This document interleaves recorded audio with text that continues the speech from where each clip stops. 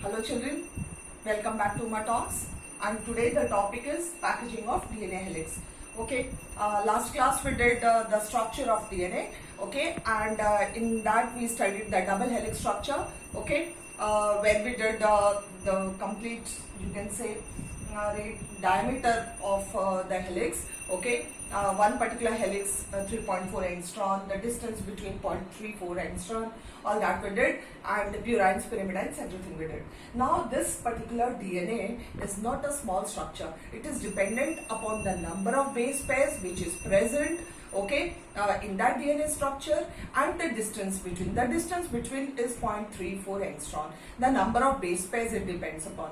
Okay, so number of base pairs, how many base pairs are there? That is about 10 to the power 9. Okay, whatever it is, it differs from one organism to the other, and with that we can calculate the length of the DNA in a particular organism. Okay, so how it is? It is in human beings 0.34 angstrom, that is distance between two pairs, and 10 base pairs more about in all, so 10 to the power 9. So 0.34 into 10 to the power 9 karenge to it comes to about the length of the DNA. Okay, so as it is said that the length of the DNA in human beings is about 2.2 meters. So when it is 2.2 meters, children, our height is also not that. Okay, so can you understand? And each of the nucleus, all the cells are there and all the cells have got nucleus, and this particular DNA has to be present in all the nucleus. So finally, this 2.2 meters long DNA, how it can be placed into the DNA? How does it stay over there? Okay, so there is a certain system, okay, definitely manufactured by the God himself, okay, that it stays over there. And without DNA, we cannot imagine. So this is what we are going to study in this particular topic. Now there are two types of cells, prokaryotes and eukaryotes. Prokaryotes, if you remember, in 11th we have done, okay, that they are the primitive cells, the bacteria, okay, and the bacteriophages, you can say. So those which do not possess a true, you can say, nucleus. Okay, so in them, how this DNA stays then? Okay, we also have done, if you remember, nucleoid. Okay, there is a structure in the body of the bacteria which is known as nucleoid, which contains this DNA. The DNA stays over there. The DNA is not scattered. And normally, children, this DNA which is there, this is negatively charged. This is negatively charged, and it has proteins in those prokaryotes body. Okay, so those positively charged proteins, okay, they attack these negatively charged DNAs and they form a ball-like structure, and that is what is called nucleoid in those prokaryotes. So in the prokaryotes also, this is how the DNA remains in their body. But we are not going to do that. We are doing over here the human DNA structure.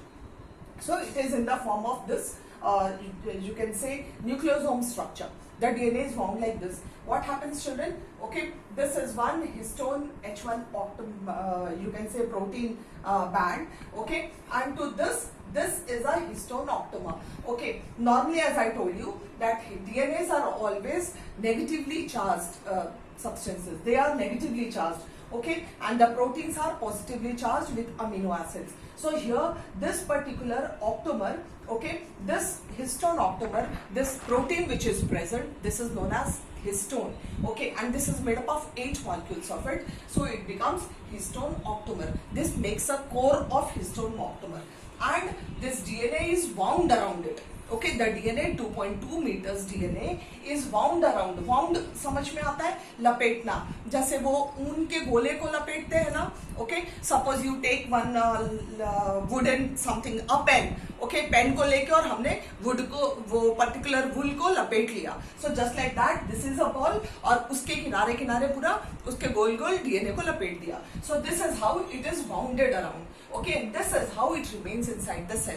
तो इसमें आप जितना भी बड़ा आप लपेट सकते हैं. So this is how it remains. This is the whole structure.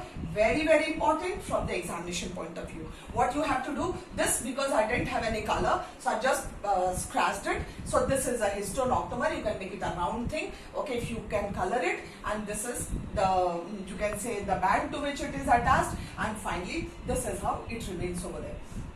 So packaging of this DNA histone octamer. Children, now when we talk about, these are present in chromatins, you can say. Chromatins. Okay, these chromatins. chromatins. Now these chromatins are also responsible, they are also a part of chromosome only. The chromosome is made up of these chromatin fibers. Okay, if you remember again when we did cell division, chromatin fibers we had done. So chromatin fibers, this, and these nucleosomes, where do they, how do they stay? Okay, suppose these are the chromatin fibers, these nucleosomes are like beads. जैसे माला रहता है ना, माला suppose एक धागा रहता है और उसमें मोतियों को हम लगाते हैं, just like that a mala. This is like a mala. Okay, this is complete, this thread like structure, this thread like structure. Okay, this is the chromatin, this is the chromatin. Okay, and these beads are these nucleosomes. Got it? So this is how the DNA keeps over there. This is how it remains there. Okay, and now when we talk about another point, they take stains, you know, these are the ones which take stains. Now they are euchromatin and heterochromatin fibers. The chromatin fibers, okay, they are also differentiated into two, euchromatin and heterochromatin. Now euchromatin fibers, okay, which are little far off, and they take a lesser sort of stain. It means these nucleosomes, like one is over here, the other will be little far off. So the stain taking capacity, that will be little lighter. But if there is a chromatin fiber where nucleosomes will be very close by, okay, they will take more of stain and then they will not be able to separate from it. तो replication में बहुत मुश्किल होगा, DNA replication के समय मुश्किल होगा. So this sort of structure is known as heterochromatin. Heterochromatin, but it will take a very thick stain. Okay, and this is known as euchromatin. EU is silent, euchromatin. Okay, so heterochromatin and euchromatin. Let me see your text if I missed something. Okay, the histones, histonoctamer, nucleosomes, chromatins, yes, the beads, and there are some non-histone chromosome proteins, euchromatin and histone chromatin. Yes, these heterochromatins normally become inactive also, because as I told you, it will be difficult for them to segregate in replication of DNA. Okay, so this is all about, this is a very important topic, but this is all about the nucleosome and the packaging of this DNA helix. So I am not taking anything else with this. You can do this separately.